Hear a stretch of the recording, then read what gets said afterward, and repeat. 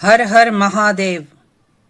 साथियों, आज भगवान शिव के 12 ज्योतिर्लिंगों की यात्रा करते हैं, दर्शन करते हैं। भारत में ये ऐसे पवित्र स्थान हैं जहां महादेव और मां भवानी जगत कल्याण के लिए ज्योति रूप में प्रकट हुए। ये भगवान शिव और शिवा के आदि अनादि एकल प्रकाशमय स्वरूप हैं जो हमारी रक्षा कर रहे हैं।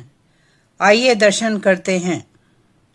12 ज्योतिर्लिंगों में से प्रथम ज्योतिर्लिंग सोमनाथ मंदिर के, जिसे देवपाटन भी कहते हैं। यह स्थान 2000 ईस्वी पूर्व की सिंधु घाटी की सभ्यता की साइट भी है। यह अति प्राचीन तीर्थ स्थान है। यहाँ पहले 3 नदियों के संगम पर लोग स्नान करने आते थे। 3 नदियां कपिला, हिरण और सरस्वती। भारत के 5 समुद्र तटीय जो पवित्र और प्रतिष्ठित स्थान हैं, उनमें से एक है। बाकी 4 भी आपको बता दूं। गुजरात में द्वारका समुद्र के पास, उड़ीसा में पुरी, रामेश्वरम और तमिलनाडु में चिदम्बरम। पौराणिक कथा के अनुसार यहाँ चंद्रदेव ने, जिनका एक नाम सोम भी है, उन्होंने भगवान शिव को अपना स्वामी मानकर दक्ष के श्रेयग्रस्त होने के शाप से मुक्ति पाने के लिए यहाँ भगवान शिव की आराधना और तपस्या की। भगवान शिव ने प्रसन्न होकर चंद्रमा को अमरत्व का वरदान दिया तथा प्रजापति दक्ष के वचनों की भी रक्षा करने के लिए चंद्रदेव से कहा कि कृष्ण पक्ष में तुम्हारी कला क्षीण होगी और शुक्ल पक्ष में बढ़ेगी। इस वरदान से सब लोग प्रसन्न हो गए और चंद्रदेव फिर पूर्ववत सुधावर्षण का कार्य करने लगे। शाप मुक्त होकर चंद्रदेव और अन्य देवताओं ने भगवान शिव से प्रार्थना की कि आप इस प्रभास क्षेत्र में मां पार्वती के साथ निवास करें। आशुतोष भगवान शिव ने देवताओं की प्रार्थना पर यहाँ ज्योतिर्लिंग रूप में रहना स्वीकार किया। प्राचीन धार्मिक ग्रंथों में प्रभास पाटन के नाम से प्रसिद्ध था। मंदिर गुजरात के सौराष्ट्र क्षेत्र में वेरावल में स्थित है। मंदिर पर कई बार बर्बर मुस्लिम आक्रमण हुए। महमूद गजनवी, अलाउद्दीन खिलजी, औरंगजेब, इन्होंने मंदिर को लूटा, तीर्थयात्रियों की हत्या की, मंदिर को जलाया। यह मंदिर कई बार बनाया गया।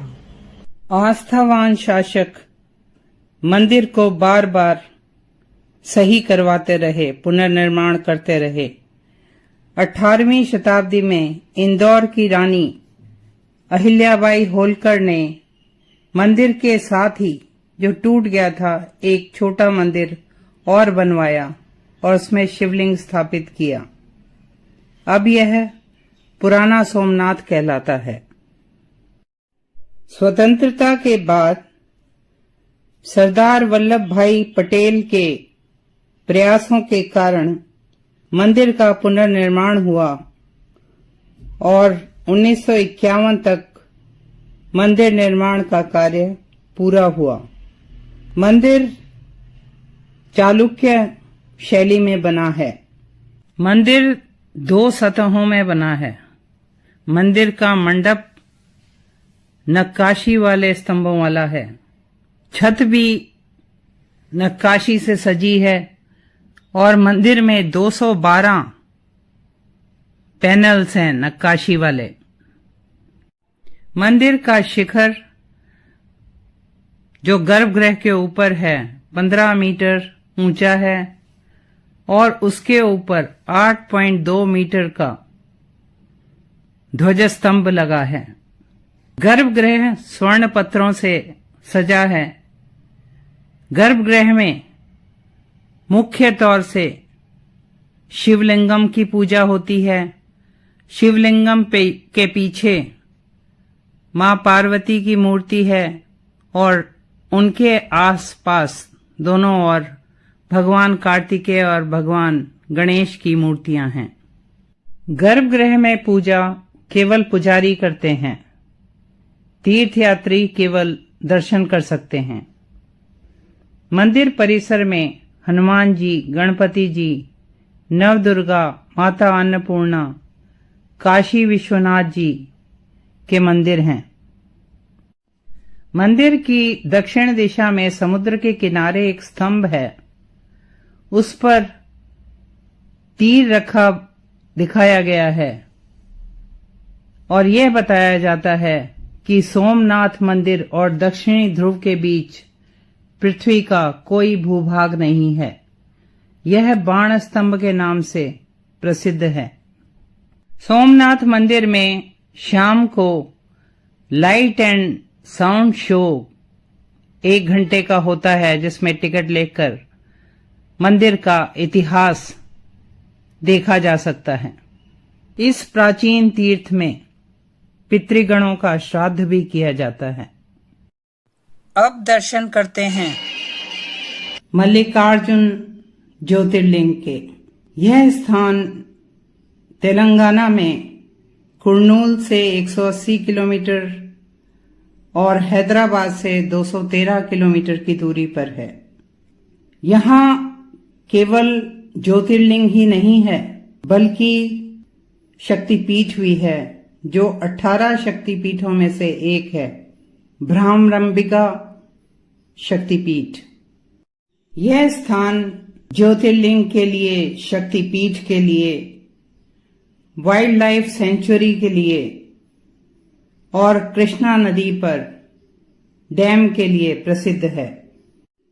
कहा जाता है आदि शंकराचार्य जी ने इस मंदिर में यात्रा करके ही शिवानंद लहरी लिखी। मंदिर अति प्राचीन है और द्रविड़ शैली में बना है। इस मंदिर का जिक्र 2री शताब्दी में भी पाया जाता है। मंदिर में 4 भव्य गोपुरम, बहुत से अन्य मंदिर और मुख्य मंदिर भगवान मल्लिकार्जुन अर्थात महादेव का और भ्रामरंबा का है।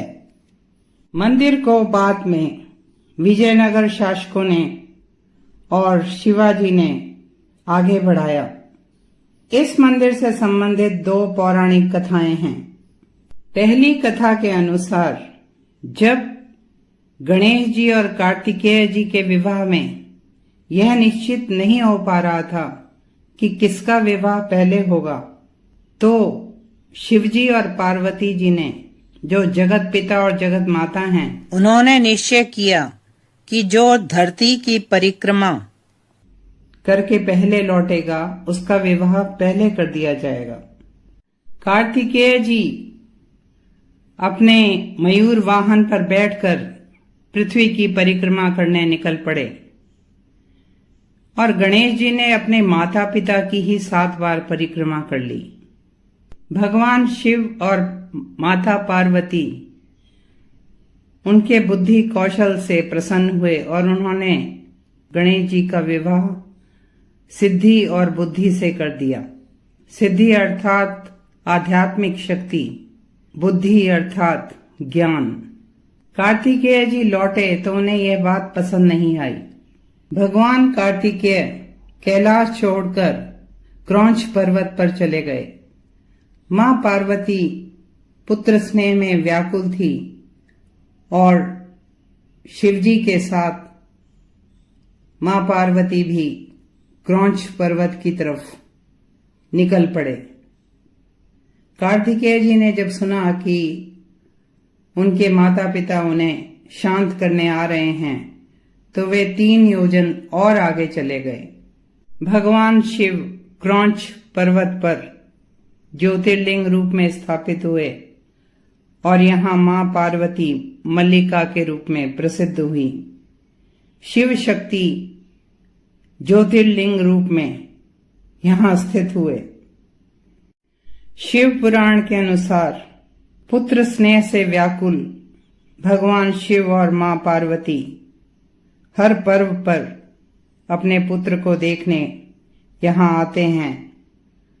हर अमावस्या को भगवान शिव और हर पूर्णिमा को मां पार्वती पुत्र को देखने आते हैं। दूसरी कथा माता के भ्रामरंभा अवतार की है। अरुणासुर दैत्य ने सारे विश्व को जीत लिया और आतंकित कर रहा था।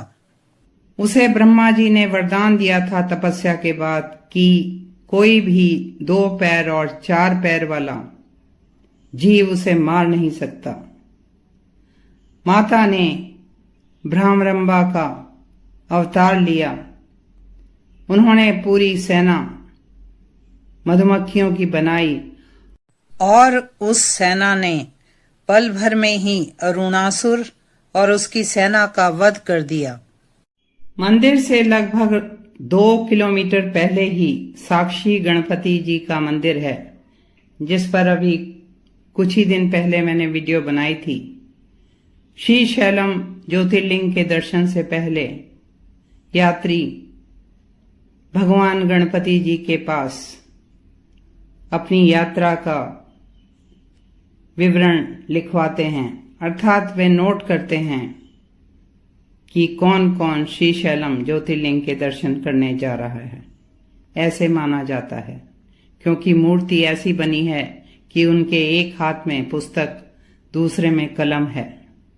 मल्लिकार्जुन ज्योतिर्लिंग का अभिषेक कृष्णा नदी के जल से किया जाता है, जो यहाँ पाताल गंगा के नाम से प्रसिद्ध हैं, और नदी तक जाने के लिए 852 सीढ़ियां हैं। यह स्थान शैव और शाक्त दोनों के लिए ही महत्वपूर्ण है। शिव सती कथा प्रसंग के अनुसार यहाँ मां की ग्रीवा गिरी।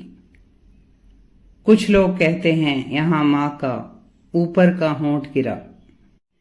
एक मुख्य मंदिर भगवान शिव का है, जहां ज्योतिर्लिंग स्थापित है। सामने नंदी बैठे हैं। नंदी धर्म का प्रतीक हैं।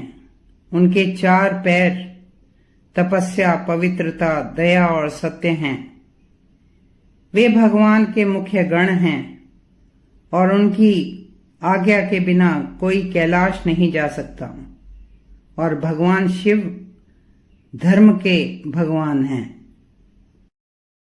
मुख्य मंडप जहां नंदी जी विराज रहे हैं, उस मंडप में नक्काशी वाले स्तंभ हैं। मंदिर परिसर में सहस्त्रलिंग हैं, जिनकी पूजा श्री राम ने की थी। 5 लिंग ऐसे हैं जिनकी पूजा पांडवों ने की थी। अन्य मंदिरों में वृद्ध मल्लिकार्जुन, सहस्त्रलिंगेश्वर, शिखरेश्वर, अर्धनारीश्वर, वीरभद्र, ब्रह्मा जी के मंदिर स्थापित हैं। मंदिर की दीवारों पर आकर्षक मूर्तियां हैं। मल्लिकार्जुन भ्रामरंभा मंदिर के मुख्य त्योहार हैं शिवरात्रि, श्रीशैलम उगादि समारोह, श्रीशैलम दशहरा उत्सव जो 9 दिन चलता है, श्रीशैलम कुंभोत्सव, संक्रांति उत्सव, कार्तिक मास और श्रावण मास के उत्सव। मंदिर में विशेष पूजा करवाने के लिए ड्रेस कोड भी है। पुरुष धोती में और महिला साड़ी में ही पूजा करवा सकती हैं। मंदिर में श्रद्धालु तुलाभार भी करवा सकते हैं।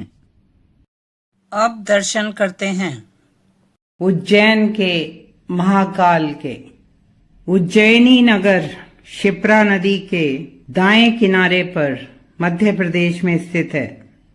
यह सप्तपुरियों में से एक है और भारत का नाभि स्थान कहलाता है। यह स्थान प्राचीन ग्रंथों में अनेक नामों से प्रसिद्ध है, जैसे अवंतिका, उज्जैन, अमरावती, शिवपुरी, चूड़ामणि, प्रतिकल्प आदि। उज्जैन प्राचीन काल से ही एक व्यापारिक केंद्र था। यह विद्वानों की नगरी थी। यहाँ भक्त स्नान, दान, श्राद्ध तर्पण करते हैं। 12 सालों में यहाँ सिंहस्थ पर्व में कुंभ मेला होता है। इस स्थान पर अनेक महान कवि, शासक और तपस्वी रहे। यह भगवान शिव की तपोभूमि है। इस कारण यहाँ भगवान जागृत हैं। यहाँ महाकाल वन में भगवान विष्णु ने ब्रह्मा जी की प्रार्थना पर जगत कल्याण के लिए कुशा का आसन ग्रहण किया। इसलिए उज्जैन को कुशा स्थली भी कहते हैं। यह क्षेत्र हमारे त्रिदेवों को, भगवान ब्रह्मा, विष्णु, महेश को प्रिय है। ब्रह्मा जी के वरदान से जब त्रिपुरासुर अत्याचारी हो गया तो भगवान शिव ने त्रिपुरासुर का वध किया और इसी विजय की खुशी में यह नगर उज्जैनी कहलाया। भगवान ने महाकाल वन में ही अंधकासुर को भी मारा था। स्कंद पुराण के अनुसार उज्जैन में 84 महादेव, 64 योगिनियां, 8 भैरव और 6 विनायक हैं। महाकाल मंदिर पुराणों के अनुसार प्रजापिता ब्रह्मा जी द्वारा स्थापित बताया जाता है। यह 12 ज्योतिर्लिंगों में से एक है। यह स्थान प्रागैतिहासिक काल से ही शिव पूजन स्थान रहा होगा। 6ठी शताब्दी ईसा पूर्व में मंदिर का वर्णन है। उज्जैन में मिले पंचमार्ग सिक्कों में भगवान शिव बने हुए हैं। यहाँ की लोक कथाओं के अनुसार यहाँ भगवान शिव ने अपने एक भक्त राजा चंद्रसेन की रक्षा के लिए महाकाल रूप धारण किया और उसके शत्रुओं का नाश किया। फिर अपने भक्तों के आग्रह और प्रार्थना पर भगवान ने यहीं रहना स्वीकार किया। पुराना मंदिर लकड़ी के स्तंभों पर बना था, लेकिन आज जो मंदिर है वह मराठा, भूमिजा और चालुक्य शैली में बना है। महाकालेश्वर पूरे भारत के ईष्ट हैं। भारत के समय के काल के ईष्ट हैं। मंदिर की 5 मंजिलें हैं। उनमें एक मंजिल तो अंडरग्राउंड है और मंदिर के चारों ओर ऊंची दीवारें हैं। पास में एक पवित्र जलकुंड कोटि तीर्थ कहलाता है। मंदिर के भव्य शिखर और प्रवेश द्वार हैं। शिखर आकाश को छूता हुआ प्रतीत होता है। गर्भगृह में भगवान का शिवलिंग स्वयंभू है और दक्षिणमुखी है। गर्भगृह में ही गणेश जी, मां पार्वती और कार्तिकेय जी की मूर्तियां हैं। दक्षिण में नंदी बैठे हैं। महाकाल मंदिर के गर्भगृह की ऊपर की मंजिल में ओंकारेश्वर महादेव की मूर्ति है। तीसरी मंजिल में नाग चंद्रेश्वर की मूर्ति है, जो दर्शनों के लिए नाग पंचमी में ही खोली जाती है। भगवान शिव उज्जैन के शासक हैं। मंदिर में मां पार्वती जी का छोटा मंदिर, राम मंदिर बने हैं और महाकाल मंदिर एक शक्तिपीठ भी है। यहाँ देवी महाकाली कहलाती हैं। शिव सती कथा प्रसंग के अनुसार यहाँ मां का ऊपर का होठ गिरा। मंदिर की भस्म आरती का भक्तों में विशेष महत्व है, जो सुबह 4 बजे होती है। भगवान का जलाभिषेक और भस्म लगाई जाती है। प्रसाद के रूप में यह भस्म ही दी जाती है, जिसे हम अपने को पवित्र करने के लिए माथे पर लगाते हैं। इसके लिए टिकट्स, स्पेशल पास लेने होते हैं जो ऑनलाइन भी मिल सकते हैं। श्री महाकाल लोक कॉरिडोर बनने से इस स्थान की सुंदरता प्रसिद्धि और बढ़ गई है।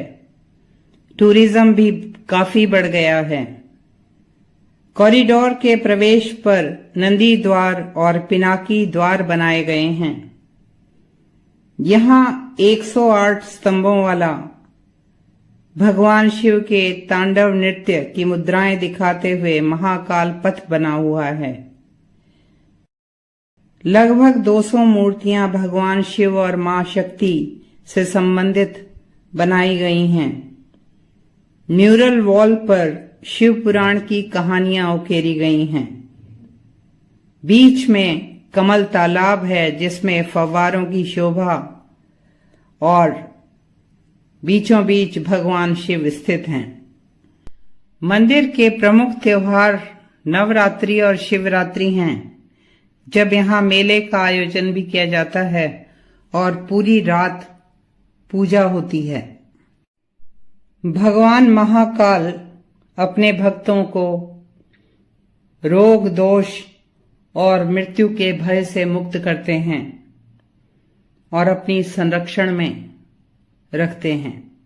अब दर्शन करते हैं 12 ज्योतिर्लिंगों में से स्वयंभू ज्योतिर्लिंग ओंकारेश्वर के। यह प्रकृति की सुंदरता के मध्य पवित्र कावेरी और नर्मदा नदियों के संगम पर स्थित है। मध्य प्रदेश के खंडवा जिले में और नर्मदा नदी के बीच मानधाता या शिवपुरी नामक द्वीप पर यह ज्योतिर्लिंग है।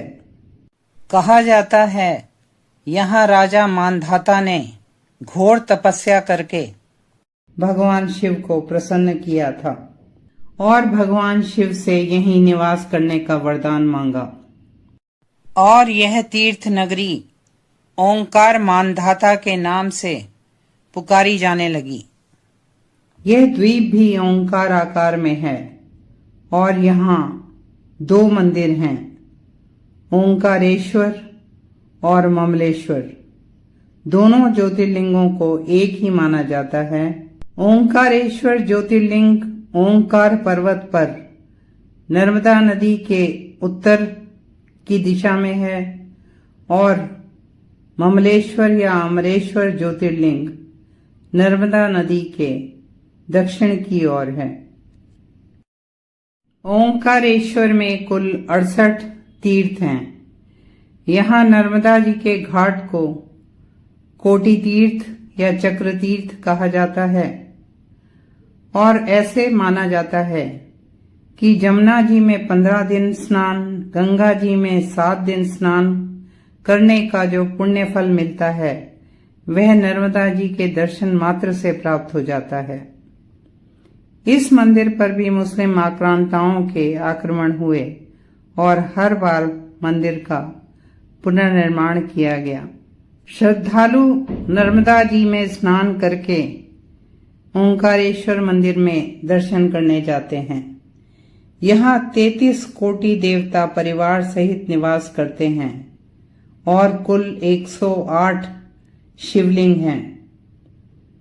ममलेश्वर शिवलिंग अहिल्याबाई होलकर द्वारा बनाया गया है। कहा जाता है कि यहाँ देवी अहिल्याबाई होलकर की ओर से नित्य मिट्टी के 18,000 शिवलिंग तैयार करके ब्राह्मणों द्वारा पूजा करने के बाद नदी में विसर्जित किए जाते थे। आज यह कार्य 5 पुजारी करते हैं। पहले ओंकारेश्वर में और फिर ममलेश्वर में दर्शन किए जाते हैं। ओंकारेश्वर मंदिर नागर वास्तुकला शैली में बना है। मंदिर में बहुत ही सुंदर वास्तुकला और नक्काशी है। ओंकारेश्वर मंदिर 5 मंजिला भवन है। पहली मंजिल में ओंकारेश्वर शिवलिंग, दूसरी में महाकालेश्वर ज्योतिर्लिंग, तीसरी में सिद्धनाथ महादेव शिवलिंग है, चौथी में गुप्तेश्वर लिंग है, 5वीं मंजिल में ध्वजेश्वर शिवलिंग है।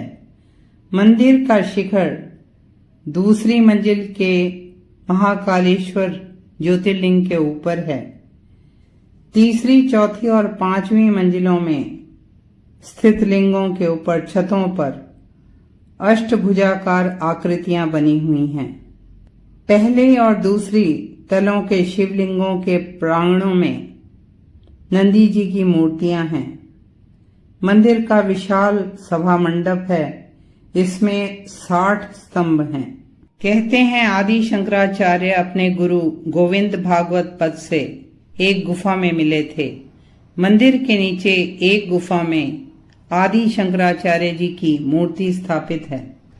मंदिर में मुख्य तौर से 3 पूजाएं प्रतिदिन होती हैं। सुबह की पूजा टेम्पल ट्रस्ट के पुजारी करते हैं। दिन की पूजा सिंधिया राज्य के पुजारी करते हैं और शाम की पूजा होलकर राज्य के पुजारी करते हैं। यहाँ भक्तों में शयन आरती देखने का विशेष महत्व है। भगवान की सेज सजती है, उस पर चौपड़ बिछाई जाती है। कहा जाता है भगवान शिव और मां पार्वती यहाँ शयन के लिए आते हैं और चौपड़ भी खेलते हैं। सुबह मंदिर में चौपड़ के पासे बिखरे हुए नजर आते हैं। ओंकारेश्वर ज्योतिर्लिंग के चारों ओर जल भरा रहता है। मंदिर का द्वार छोटा है, एक गुफा सी प्रतीत होती है। गर्भगृह में स्वयंभू ज्योतिर्लिंग काले पत्थर के हैं। पास में मां पार्वती जी की मूर्ति सफेद पत्थर की है। मंदिर परिसर में पंचमुखी गणेश जी की मूर्ति भी है। ओंकारेश्वर तीर्थ क्षेत्र में अनेक दर्शनीय मंदिर, मठ और आश्रम हैं। इस तीर्थ में कावेरी नदी ओंकार पर्वत का चक्कर लगाकर नर्मदा नदी से मिलती है और यह पवित्र नर्मदा कावेरी संगम बनता है। ओंकारेश्वर मंदिर में भगवान महादेव को चने की दाल चढ़ाने की परंपरा है।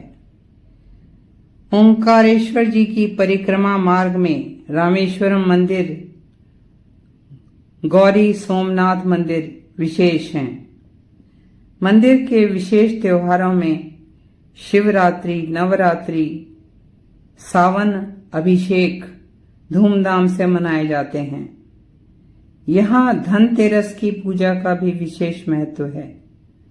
धनतेरस की सुबह कुबेर महालक्ष्मी महायज्ञ हवन होता है, जिसमें कई जोड़े पूजा के लिए बैठते हैं। इस पूजन में शामिल होने और मां लक्ष्मी की कृपा पाने यहाँ हजारों भक्त आते हैं। नर्मदा परिक्रमा में ओंकारेश्वर मंदिर एक प्रमुख पड़ाव है। अब हम दर्शन करेंगे मंदाकिनी नदी के किनारे हिमालय की पर्वत श्रृंखलाओं पर उत्तराखंड के रुद्रप्रयाग जिले में स्थित केदारनाथ धाम के। यह 4 छोटे धामों में से एक धाम है। ये छोटे धाम हैं गंगोत्री, जमुनोत्री, बद्रीनाथ जी और केदारनाथ जी। 5 केदारों में से एक है। 5 केदार हैं तुंगनाथ, रुद्रनाथ, मध्य महेश्वर और कल्पेश्वर। 12 ज्योतिर्लिंगों में से एक है जो सबसे ज्यादा ऊंचाई पर है। मंदिर समुद्र तल से 3583 मीटर की ऊंचाई पर है। केदारनाथ जी केदार खंड के स्वामी हैं। मंदिर ठंडे जलवायु के कारण आमतौर से अक्षय तृतीया से कार्तिक पूर्णिमा में आम श्रद्धालुओं के लिए खोला जाता है। सर्दियों में 6 महीने भगवान केदारनाथ जी का विग्रह भव्य उत्सव के साथ डोली में पूजन के लिए उखीमठ के ओंकारेश्वर मंदिर में ले जाया जाता है। मंदिर के मुख्य पुजारी कर्नाटक के वीर शैव संप्रदाय के होते हैं और सर्दियों में बाबा केदार के विग्रह को डोली में बिठाकर वे ही ओंकारेश्वर मंदिर ले जाते हैं। साथ में गढ़वाल आर्मी रेजिमेंट बैंड्स की मधुर धुन होती है और 6 महीने बाद उत्सव के साथ भगवान की डोली केदार खंड में वापस आती है। केदारनाथ मंदिर भारी ग्रे पत्थरों की इंटरलॉकिंग से बना है। मंदिर पहाड़ी शैली में एक चबूतरे पर है। मंदिर के गर्भगृह में स्वयंभू शिवलिंग हैं। एक छोटा सा स्तंभ वाला कमरा है जो स्वर्ण पत्रों से सजा है। साथ में मां पार्वती हैं और दीपक जलता है। साथ के मंडप में 5 पांडवों की और द्रौपदी जी की मूर्तियां हैं। श्री कृष्ण और वीरभद्र भी दीवार पर उकेरे गए हैं। बाहर नंदी जी बैठे हैं। मंदिर के बाहर परिक्रमा मार्ग है। मंदिर का निर्माण पांडवों द्वारा बताया जाता है। यहाँ द्वापर युग में पांडवों ने शिवजी को प्रसन्न करने के लिए तपस्या की। महाभारत युद्ध में अपने भाइयों की हत्या के पाप से पांडव मुक्त होना चाहते थे। भगवान शिव इसी कारण उनसे मिलना नहीं चाहते थे और गुप्त काशी में वे नंदी के रूप में विचर रहे थे। पांडव भीम ने भगवान शिव को पहचान लिया, लेकिन वे भूमि में लुप्त हो गए। और फिर प्राचीन कथाओं के अनुसार उनकी पीठ केदारनाथ में, हाथ तुंगनाथ में, मुंह रुद्रनाथ में, नाभि भाग मध्य महेश्वर में और बाल कल्पेश्वर में दिखे। इन 5 स्थानों में पांडवों ने शिव मंदिर बनवाए जो पंच केदार कहलाए। पंच केदारों के दर्शन के बाद बद्रीनाथ जी जाना आवश्यक बताया जाता है। पांडवों ने केदारनाथ जी में तपस्या की, यज्ञ किया और फिर स्वर्गारोहणी का रास्ता लिया। केदारनाथ जी के आसपास पांडवों के कई चिन्ह मिलते हैं। राजा पांडु के नाम से पांडुकेश्वर है। यहाँ स्थानीय लोग पांडव लीला करते हैं। केदारनाथ जी से जुड़ी दूसरी कथा शिव पुराण में है। शिव पुराण भगवान शिव का वांग्मय रूप है। इसमें लिखा है, भगवान विष्णु ने नर नारायण अवतार में बद्रीवन में पार्थिव शिवलिंग बनाकर शिव पूजन किया। उनकी पूजा से भगवान प्रसन्न हुए और प्रकट हुए और नर नारायण से वरदान मांगने को कहा। नर नारायण ने सर्व कल्याण के लिए भगवान शिव को यहाँ रहने को कहा और भगवान शिव यहीं ज्योतिर्लिंग रूप में स्थापित हो गए। केदारनाथ जी के मंदिर तक पहुंचने के लिए गौरी कुंड से ट्रैकिंग शुरू होती है। ये 22 किलोमीटर की ट्रैकिंग है। इस स्थान पे मां पार्वती जी ने शिव जी को वर रूप में पाने के लिए तपस्या की थी। यहाँ गर्म पानी के स्प्रिंग से बना जलकुंड है, जिसमें स्नान करके भक्त केदारनाथ जी की ओर प्रस्थान करते हैं। पूरी ट्रैकिंग के मुख्य स्थान हैं जंगल चट्टी, भीमबली, रामबाड़ा, लिंचौली और रुद्र पॉइंट। जो तीर्थयात्री ट्रैकिंग नहीं कर पाते उनके लिए गौरी कुंड से ही पौनी, खच्चर, पालकी आदि मिल जाते हैं, जिसके उचित दाम सरकार ने लिखे होते हैं। रुद्रप्रयाग से ही केदारनाथ जी का रास्ता प्राकृतिक सुंदरता से भरा हुआ है। साथ साथ गंगा जी चलती हैं। रास्ते में बर्फीले झरने, बर्फीले पहाड़ियां, बर्फीले रास्ते, चीड़, देवदार के वृक्ष, बुरांस के वृक्ष रास्ते की सुंदरता बढ़ाते रहते हैं। अब यात्रियों के लिए हेलीकॉप्टर की सुविधाएं भी हैं। 8वीं शताब्दी में आदि शंकराचार्य जी ने बद्रीनाथ जी और केदारनाथ जी के मंदिरों का जीर्णोद्धार कराया। कुछ विद्वान मानते हैं कि केदारनाथ जी में ही आदि शंकराचार्य जी ने महासमाधि ली थी और मंदिर के पीछे उनका समाधि स्थल भी है। केदारनाथ जी के मंदिर के 600 मीटर की दूरी पर भैरवनाथ जी का मंदिर है, जो सर्दियों में इस स्थान का रक्षक है। जून 2013 की लैंडस्लाइड और बाढ़ में केदारनाथ जी में जान और माल का बहुत नुकसान हुआ था, किंतु एक शिला जो आज पूजी जाती है, जिसे भीमशिला कहते हैं, उसी बाढ़ में आई और मंदिर के पीछे लगकर उसने बाढ़ के वेग को रोक दिया और मंदिर को क्षति नहीं पहुंच पाई। बाढ़ का वेग 2 हिस्सों में बंट गया।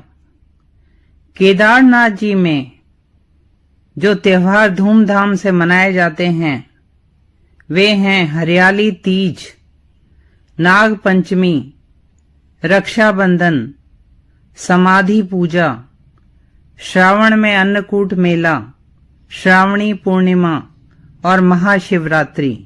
भविष्य में केदारनाथ जी मंदिर और शंकराचार्य जी की समाधि स्थल के बीच शिव उद्यान बनने का प्रावधान है, जिसमें बेलपत्री और ब्रह्म कमल समेत अनेक पुष्प और औषधीय पौधे लगाए जाएंगे। रोपवे बनेगा और 12 ज्योतिर्लिंगों के दर्शन होंगे। यह हमारे प्रधानमंत्री श्री नरेंद्र मोदी जी का ड्रीम प्रोजेक्ट है। ऐसे तीक्ष्ण जलवायु वाले तीर्थ स्थानों में ज्यादा भीड़ के दिनों में नहीं जाना चाहिए। वैसे सरकार ने अब तीर्थ यात्रियों की संख्या नियंत्रित रखने के लिए उत्तराखंड के ऑनलाइन पोर्टल में रजिस्ट्रेशन कराने का प्रबंध किया हुआ है। अब हम दर्शन करेंगे महादेव के एक और ज्योतिर्लिंग के, जो सह्याद्री पर्वतमाला पर स्थित है। भोरगिरी गांव है और पुणे से 110 किलोमीटर की दूरी पर है। भीमा शंकर ज्योतिर्लिंग। भीमा शंकर ज्योतिर्लिंग फॉरेस्ट जोन में है और यह स्थान वाइल्ड लाइफ सेंचुरी के लिए भी प्रसिद्ध है, जो पश्चिमी घाट पर स्थित है और यहाँ अनेक तरह की वनस्पति, जीव जंतु देखे जा सकते हैं। यह wild life sanctuary Malabar giant squirrel के लिए भी प्रसिद्ध है, बड़ी गिलहरी। भीमा शंकर ट्रैकर्स के लिए भी एक आकर्षक डेस्टिनेशन है। पौराणिक कथाओं के अनुसार यहाँ भगवान शिव ने त्रिपुरासुर का वध किया था। भीमा शंकर मंदिर नागर शैली में बना है। मंदिर के शिखर पर त्रिशूल की शोभा है। वर्तमान मंदिर 13वीं शताब्दी का बताया जाता है और यहाँ मंदिर में सभा मंडप और शिखर 18वीं शताब्दी में नाना फडणवीस ने बनवाए थे। शिवाजी ने मंदिर में काफी भूमि दान की ताकि मंदिर का खर्चा चल सके। मंदिर में चीमाजी अप्पा द्वारा भेंट की हुई पुर्तगाली घंटी भी देखी जा सकती है, जो उन्होंने पुर्तगालियों को जीतने के बाद प्राप्त करी होगी। मंदिर पहुंचने के लिए 240 सीढ़ियां हैं और रास्ते में दोनों ओर ही, सीढ़ियों के दोनों ओर ही पूजा सामग्री की दुकानें हैं। भीमा नदी का उद्गम भीमाशंकर गांव से ही है।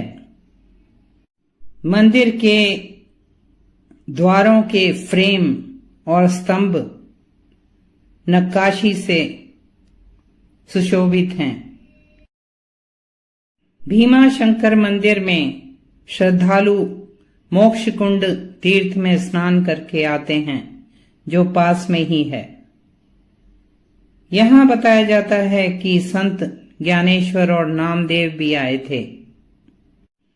गर्भगृह में शिवलिंगम है, पीछे मां पार्वती की सुंदर मूर्ति है और गर्भगृह के सामने नंदी बैठे हैं।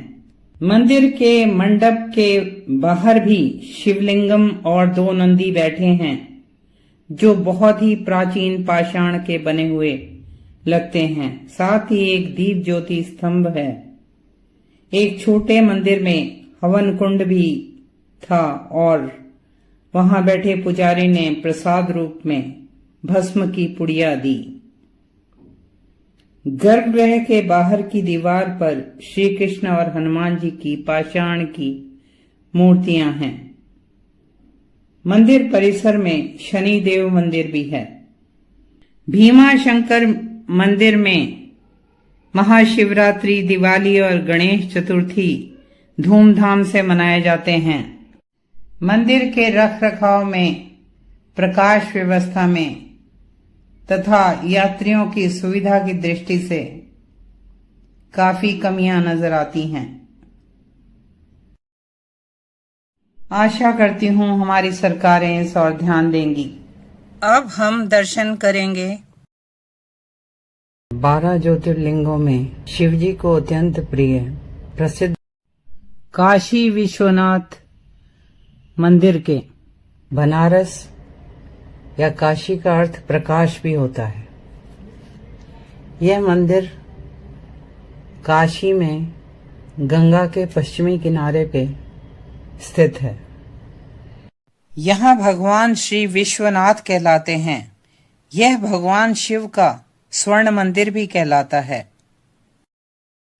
इस मंदिर को बहुत प्राचीन बताया जाता है, किंतु नवीन जो मंदिर है उसे अकबर के समय राजा मानसिंह ने और 1780 में इंदौर की मराठा महारानी अहिल्याबाई होलकर ने बनवाया।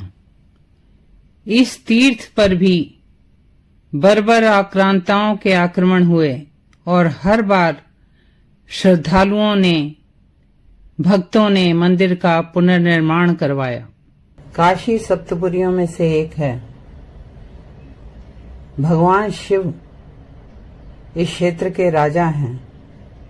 यहाँ गंगा में स्नान और काशी विश्वनाथ के दर्शन मोक्ष का द्वार खोल देते हैं। मंदिर 3 भागों में विभक्त है। 2 भागों के ऊपर शिखर हैं, एक भाग के ऊपर गुंबद है। एक शिखर और गुंबद स्वर्ण पत्रों से सुसज्जित है। एक शिखर पर झंडा और त्रिशूल भी है। यहाँ हर दिन हजारों भक्त दर्शन के लिए आते हैं। कहा जाता है 1835 में महाराणा रणजीत सिंह ने मंदिर के गुंबद पर स्वर्ण पत्र चढ़ाने के लिए 1 टन सोना भेंट किया। अन्य राज परिवार और धनी व्यक्ति भी मंदिर में समय समय पर कीमती भेंट करते थे।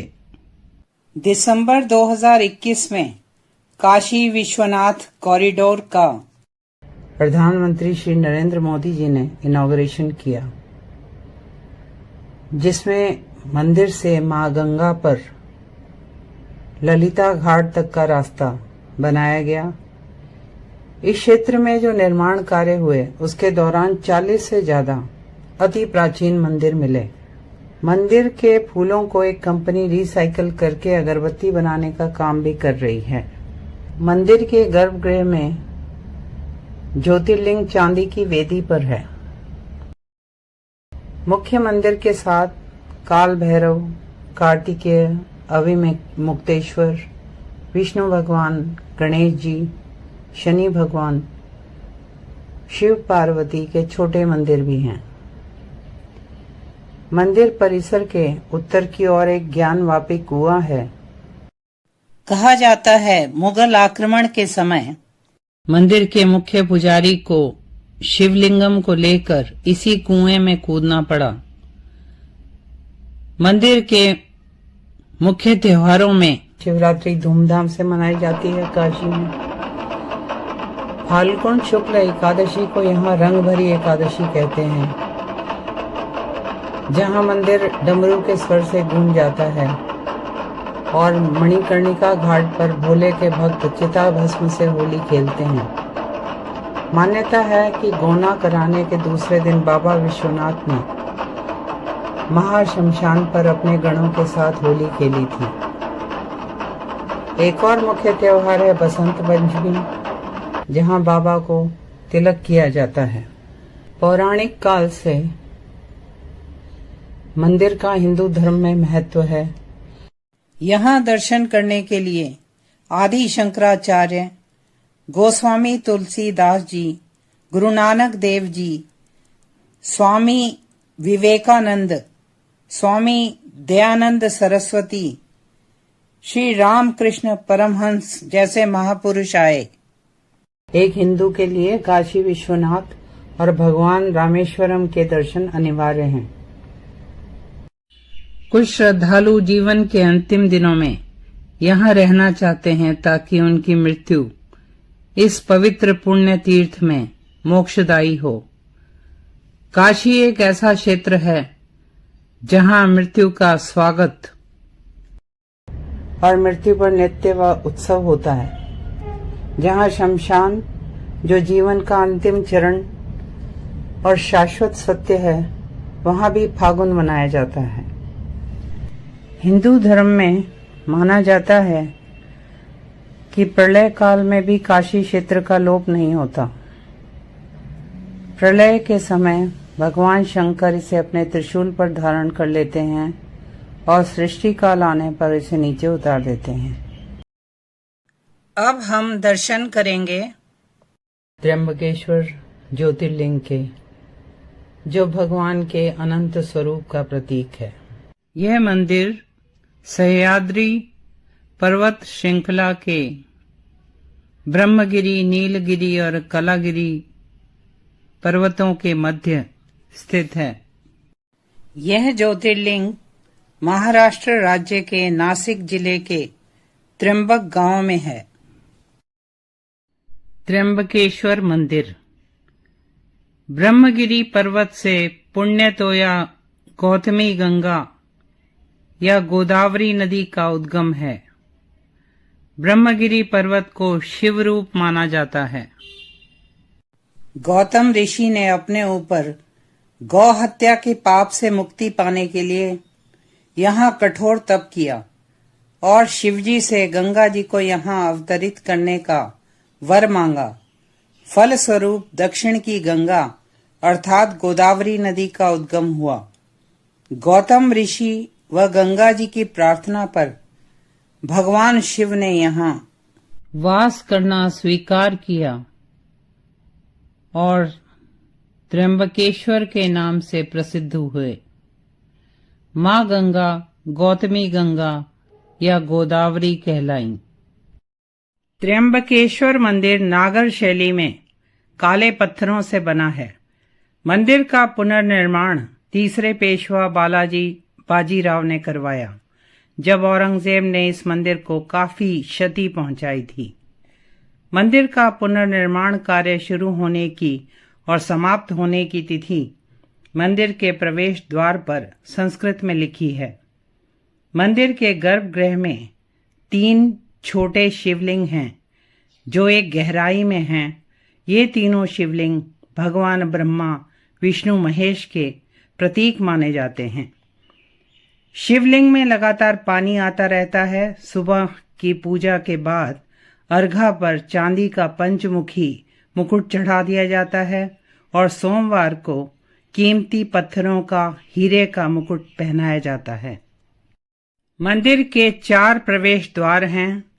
पूर्व से पश्चिम मंदिर की लंबाई 265 फीट, उत्तर से दक्षिण 218 फीट, मंदिर की ऊंचाई 96 फीट है।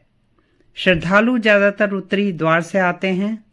मंदिर के शीर्ष पर 3 कलश और एक धातु का झंडा बना है। मुख्य मंदिर के सामने नंदी जी बैठे हैं। मंदिर के पूर्वी द्वार पर कछुआ बना है, जो इस तथ्य को याद दिलाता है कि हमें अपने काम, क्रोध, मद, मोह, लोभ, ईर्ष्या को नियंत्रित रखना चाहिए, जैसे कछुआ अपने अंगों को सिकोड़ लेता है। मंदिर में अनेक पूजनीय जल सरोवर हैं। अमृत कुंड का जल पूजा कार्यों में इस्तेमाल होता है। मंदिर परिसर में एक कुशावर्त तीर्थ भी है, जो गोदावरी नदी का उद्गम स्थान बताया जाता है। इस तीर्थ में अधिकृत पुरोहित, जो ताम्रपत्रधारी होते हैं, अनेक पूजाएं श्रद्धालुओं के लिए संपन्न कराते हैं। मंदिर में गर्भगृह में मुख्य शिवलिंग के अलावा श्री गंगा जी की, रामेश्वर भगवान जी की, केदारनाथ जी की, श्री राम की, श्री कृष्ण, परशुराम जी, भगवान जलेश्वर, भगवान लक्ष्मी नारायण की मूर्तियां भी हैं। मंदिर में साधुओं के आश्रम और मठ भी हैं। यहाँ के पुरोहितों द्वारा वंशावली रजिस्टर भी रखे गए हैं। ऐसा मंदिर बनवाने वाले शासक और बनाने वाले कारीगर, इन्हें प्रणाम है, जिनकी 31 वर्ष की कठिन मेहनत से भोलेनाथ का ऐसा अद्भुत शिल्पकला वाला मंदिर बना। इसमें कहा जाता है 48 ऊंट, 85 हाथी, 112 घोड़ों ने मकराना राजस्थान से संगमरमर लाने का कार्य किया। 16 फरवरी 1756 में शुक्रवार के दिन महाशिवरात्रि के पर्व पर मंदिर का पुनर्निर्माण कार्य संपन्न हुआ। मंदिर में धूमधाम से पूजा अर्चना शुरू हुई।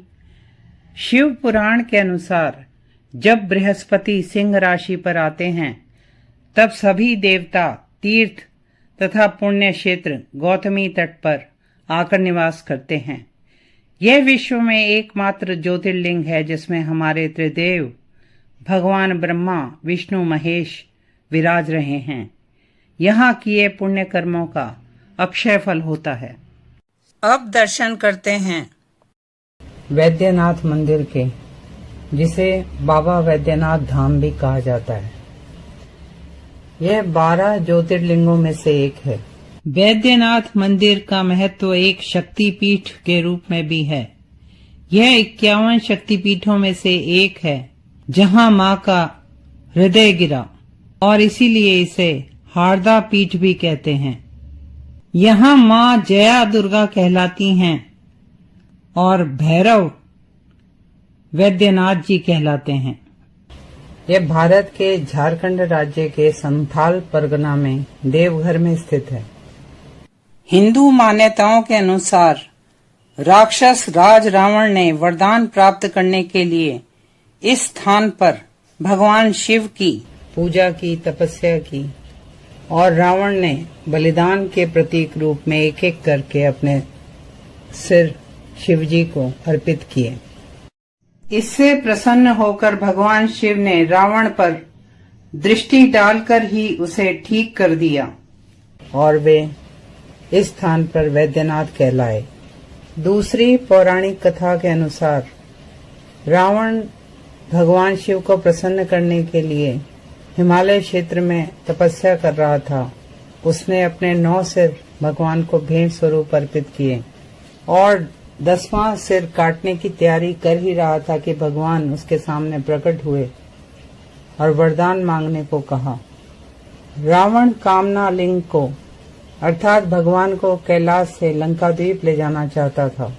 भगवान शिव ने सहमति तो दे दी, किंतु कहा कि यदि लिंगम को रास्ते में रखा गया तो वे वहीं स्थापित हो जाएंगे और उसे स्थानांतरित नहीं किया जा सकेगा।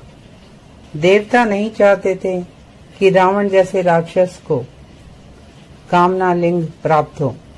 उनके प्रयास से रावण शिवलिंगम को लंका ना ले जा पाया, किंतु उसने शिवलिंग को हिलाने का प्रयास किया और अपने अंगूठे से दबाया। तभी से यह कामना लिंग के रूप में देवघर में ज्योतिर्लिंग स्थापित हुआ, अर्थात यह मंदिर त्रेता युग से, श्री राम के युग से पूजा जा रहा है और समय समय पर इसका पुनर्निर्माण होता रहा है। सन 1496 में गिद्धौर बिहार के राजा पूरनमल ने वैद्यनाथ मंदिर का पुनर्निर्माण कराया था। ऐसा माना जाता है कि यहाँ भगवान शिव पहली बार अरिद्रा नक्षत्र की रात को ज्योतिर्लिंग रूप में प्रकट हुए थे। मंदिर प्रांगण में मां पार्वती, भगवान गणेश, मां जगत जननी, ब्रह्मा जी, माता सरस्वती, भैरव भगवान, श्री राम, अन्नपूर्णा माता, मां काली और लक्ष्मी नारायण मंदिर हैं। इस मंदिर की विशेष बात है कि यहाँ मंदिर के ऊपर शीर्ष पर पंचशूल है, त्रिशूल की जगह। वैद्यनाथ मंदिर कमल के आकार का है और 72 फीट ऊंचा है। मंदिर में प्राचीन नागर शैली और आधुनिक शैलियों की स्थापत्य कला देखने को मिलती है। एक स्पाइरल सा डिजाइन बना हुआ है। यहाँ वैद्यनाथ जी का मुंह पूर्व की ओर है। मंदिर में सुबह पहले लिंगम पर कच्चा जल यहाँ के पुजारी चढ़ाते हैं और फिर तीर्थयात्री जल, फूल और बिल्व पत्र चढ़ाते हैं। सावन की कांवड़ यात्रा में यहाँ लाखों तीर्थयात्री आते हैं। सुल्तानगंज से गंगा जल लाकर कांवड़िए भगवान को चढ़ाते हैं, जो वैद्यनाथ से लगभग 108 किलोमीटर दूर है। पूरे रास्ते ये कांवड़िए भक्ति भाव से भिगोए हुए मन से नंगे पैर चलते हैं और भगवा रंग के कपड़े पहने इन लोगों की अटूट कतार पूरे 108 किलोमीटर 1 महीने तक इस सड़क पर फैली रहती है। वैद्यनाथ जी के मंदिर में जल चढ़ाने के बाद ये तीर्थयात्री बासुकीनाथ मंदिर, जो वैद्यनाथ जी की तरह ही छोटे आकार का बना हुआ है, उस मंदिर के दर्शन करते हैं। इस मंदिर की विशेषता यह भी है कि यहाँ तीर्थयात्री ज्योतिर्लिंग पर स्वयं अपने हाथ से अभिषेक कर सकते हैं और बाबा धाम में प्रसाद रूप में पेड़ा खरीदा जाता है। यह देवघर की खासियत है। साथियों, अब मैं वैद्यनाथ जी की संध्या आरती का दर्शन कराती हूँ और साथ ही मंदिर का भी।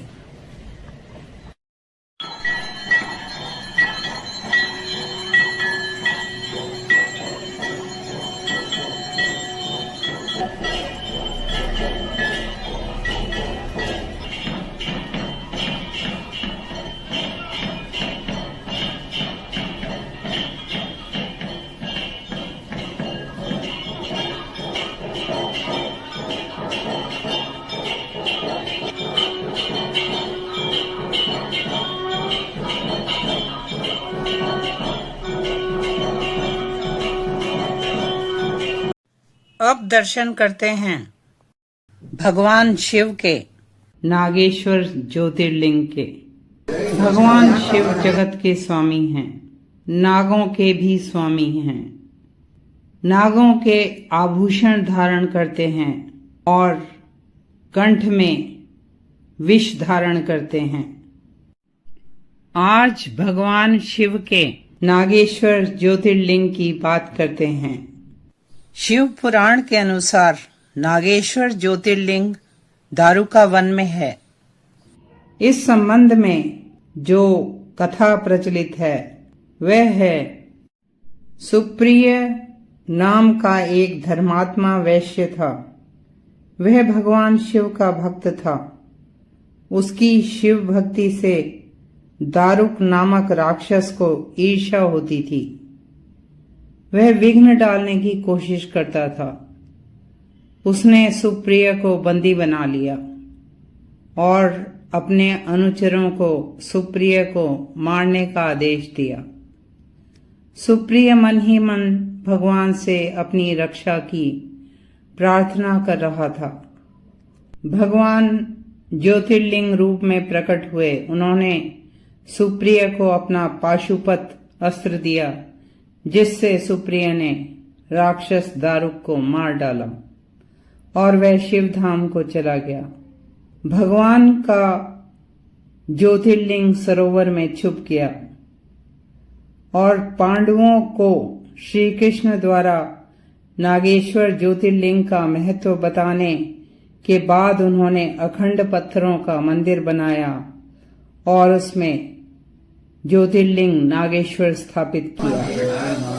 तभी से भगवान शिव नागेश्वर और माता पार्वती नागेश्वरी रूप में पूजे जाते हैं। नागेश्वर ज्योतिर्लिंग के स्थान के विषय में 3 मत हैं। एक मत है कि गुजरात में गोमती द्वारका के बीच दारुका वन क्षेत्र में शिवलिंग स्थापित है। इस मंदिर के बाहर शिवजी की 80 फीट की ऊंची और 25 फीट चौड़ी विशाल प्रतिमा है। लेकिन यदि दारुका वन का अर्थ देवदार के वृक्षों का वन माना जाए तो वे काफी ऊंचाई में उगते हैं। यह मंदिर नया बना हुआ है। द्वारका नागेश्वर मंदिर में भक्त शिवलिंग के पास अभिषेक पूजा भी करा सकते हैं और यहाँ भी ड्रेस कोड है। पुरुष धोती में और महिलाएं साड़ी में पूजा करवा सकती हैं। यहाँ सौभाग्य के लिए चांदी के नाग नागिन का जोड़ा चढ़ाने की प्रथा है। इस ज्योतिर्लिंग के ऊपर एक चांदी का बड़ा नाग स्थापित है और ज्योतिर्लिंग के पीछे मां पार्वती की प्रतिमा है।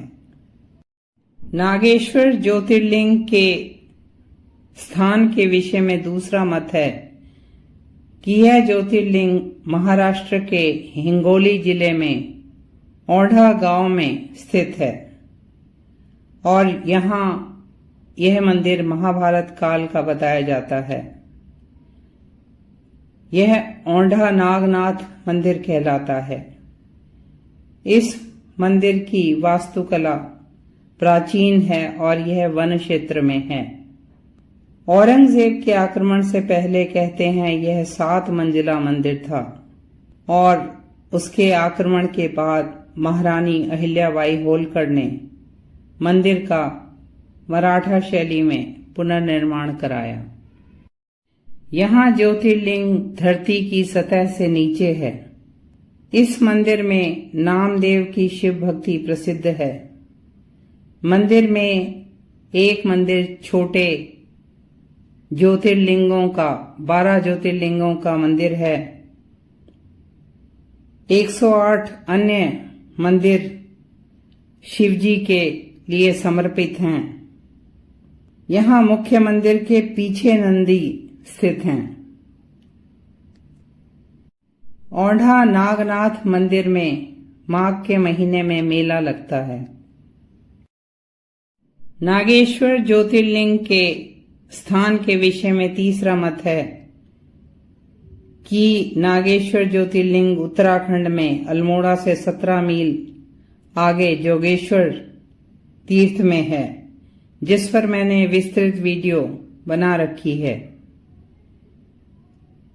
इससे 1.5 मील की उतराई पर देवदार के सघन वृक्षों के बीच नदी के तट पर नागेश्वर ज्योतिर्लिंग स्थित है। जागेश्वर धाम में पाषाण के मंदिर हैं और ASI के अनुसार ये मंदिर 2500 साल पुराने हैं। कहा जाता है आदि शंकराचार्य जी ने केदारनाथ जी जाने से पहले यहाँ कई मंदिरों का पुनर्निर्माण कराया और इस परिसर में छोटे बड़े 125 मंदिर हैं। जागेश्वर वैली ऑफ गॉड्स कहलाता है। यह क्षेत्र पुरातत्व विभाग द्वारा संरक्षित है और जागेश्वर में मानसून मेला और शिवरात्रि में धूमधाम रहती है। अब हम दर्शन करते हैं रामेश्वरम ज्योतिर्लिंग मंदिर के। हमारे पवित्र ग्रंथों में, रामायण में, पुराणों में, हमारी सभ्यता संस्कृति में, हमारे तीर्थों में रामेश्वरम का प्रमुख स्थान है। रामेश्वरम इंडियन मेनलैंड से बम्बन ब्रिज से जुड़ा है। यह तमिलनाडु के रामनाथपुरम जिले में स्थित है और गल्फ ऑफ मन्नार में शंख आकार का यह सुंदर द्वीप है। रामेश्वरम श्रीलंका से सबसे करीब है। 12 ज्योतिर्लिंगों में से यह सबसे दक्षिणी बिंदु में है।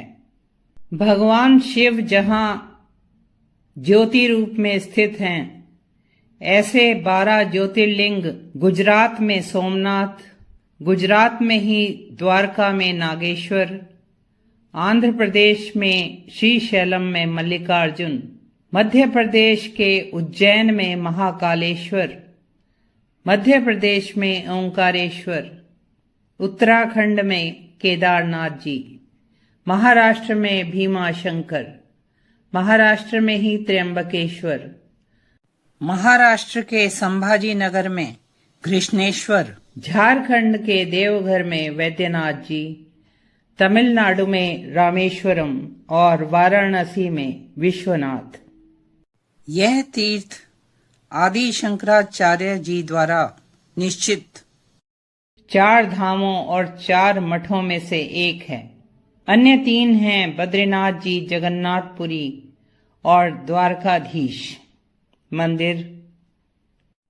शिव पुराण के अनुसार श्री राम, जो भगवान विष्णु के 7वें अवतार थे, उन्होंने समुद्र लांघने से पहले शिव भक्त रावण पर विजय प्राप्त करने के लिए भगवान शिव की आराधना की।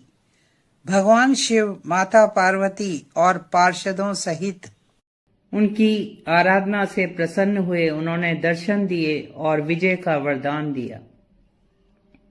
श्री राम ने संसार को पवित्र करने के लिए भगवान शिव से यहीं निवास करने की प्रार्थना की और भगवान शिवलिंग रूप में स्थित होकर रामेश्वर नाम से प्रसिद्ध हुए। पुराणों के अनुसार भगवान राम, लक्ष्मण और सीता जी ने युद्ध विजय के बाद भी कृतज्ञता प्रकट करने के लिए शिव जी की आराधना की थी। उन्होंने यहाँ शिवलिंग बनाया और रावण वध के बाद ब्राह्मण हत्या के पश्चाताप स्वरूप आराधना की। रामनाथ स्वामी मंदिर अर्थात भगवान राम के गुरु शिवजी का मंदिर। यहाँ 2 शिवलिंग हैं। मुख्य मंदिर में शिवलिंगम विश्वलिंगम कहलाता है, जो हनुमान जी द्वारा कैलाश से लाया गया, और रामलिंगम मां सीता द्वारा बनाया गया। यहाँ से कुछ ही किलोमीटर की दूरी पर धनुषकोटी बीच है, जहां बंगाल की खाड़ी और हिंद महासागर मिलते हैं। भगवान राम और उनकी वानर सेना द्वारा बनाया गया राम सेतु यहीं पर है, जहां राम नाम लिखने पर पत्थर भी तैरे थे। राम सेतु मां सीता को रावण की कैद से छुड़ाने के लिए बनाया गया था, लेकिन यहाँ ध्यान रखना पड़ेगा कि यहाँ दिन में ही जाना चाहिए, रात को यह इलाका सुनसान हो जाता है। रामेश्वरम मंदिर में मुख्य मंदिर काले ग्रेनाइट पत्थर का है। ये दूर से नावों में पानी के जहाज में लाए गए होंगे, क्योंकि आसपास ऐसे पत्थर नहीं हैं। गर्भगृह के ऊपर विमान में स्वर्ण पत्र की सजावट है। मंदिर में 17.5 फीट ऊंचे नंदी हैं। मंदिर परिसर में ही सेतु माधव अर्थात भगवान विष्णु, विशालाक्षी, महागणपति, नटराज, मां पार्वती, आंजनेय, रामनाथ स्वामी, सुब्रमण्यम स्वामी, महालक्ष्मी के छोटे मंदिर हैं। रामेश्वरम मंदिर में भारत का सबसे लंबा सुंदर चित्रकारी वाला गलियारा है, जिसमें 1212 स्तंभों पर नक्काशी है, रंगीन छत है और सारे गलियारों की लंबाई 3850 फीट होगी। मंदिर में 22 तीर्थ जलकुंड हैं, जिनका अलग अलग तापमान है। पहले भक्त समुद्र में स्नान करते हैं, फिर 22 कुओं से जल लेकर स्नान किया जाता है और फिर ज्योतिर्लिंग के दर्शन करते हैं। एक हिंदू के लिए आत्म मुक्ति के लिए वाराणसी और रामेश्वरम के दर्शन करना आवश्यक बताया जाता है। मंदिर में भव्य गोपुरम और मंडप हैं।